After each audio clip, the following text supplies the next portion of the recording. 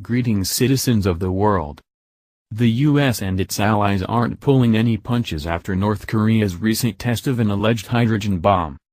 In addition to beefing up US self-defense measures and preparing military action, Trump has also been enhancing South Korea's defensive capabilities. Yesterday, Trump agreed to sell many billions of dollars worth of military weapons and equipment to South Korea, according to Newsmax. On Sunday, North Korea claimed it successfully tested a hydrogen bomb that would be suitable for use with long-range missiles.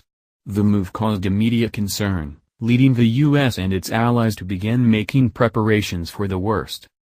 As part of the military side of preparations, the US has agreed to sell a massive number of weapons and equipment to South Korea and Japan, according to Trump's tweet early this morning. "I am allowing Japan and South Korea to buy a substantially increased amount of highly sophisticated military equipment from the United States." In addition to weapons and equipment, South Korea will also be permitted to lift their weight restriction on warheads. Lifting the weight restriction on warheads would allow South Korea to fit their missiles with larger, heavier warheads that could do greater damage when launched. The US and South Korea hope this alone will be an effective deterrent to an attack from North Korea. There have also been talks between South Korea and the US about deploying aircraft carriers and strategic bombers near the Korean peninsula in an effort to ward off any missiles launched by North Korea.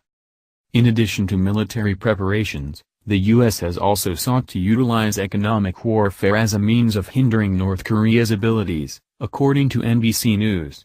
In a tweet sent out Sunday following the hydrogen bomb test, Trump threatened to cut trade with North Korean allies, stating that the United States is considering, in addition to other options, stopping all trade with any country doing business with North Korea. South Korean President Moon Jae-in believes restricting North Koreans' income generators is key to limiting its military potential.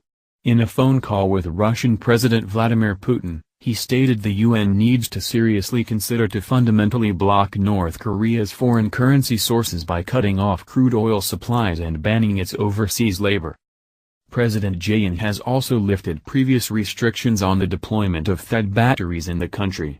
These U.S. missile defense systems would enable South Korea to target and destroy missiles from North Korea in midair, all without detonating their nuclear payloads.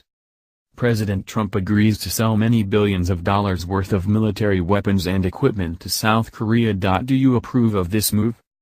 Though many of these preparations and measures look promising, some feel it simply won't be enough. North Korea has ignored similar threats in the past.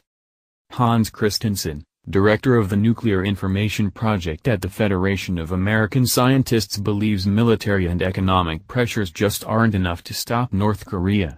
Right now, everything North Korea does appears to have to be bigger and scarier. The signal they're sending is the same as always: we don't care what you say, we can do this and will continue to do so until you stop threatening us. And they seem to have the resources needed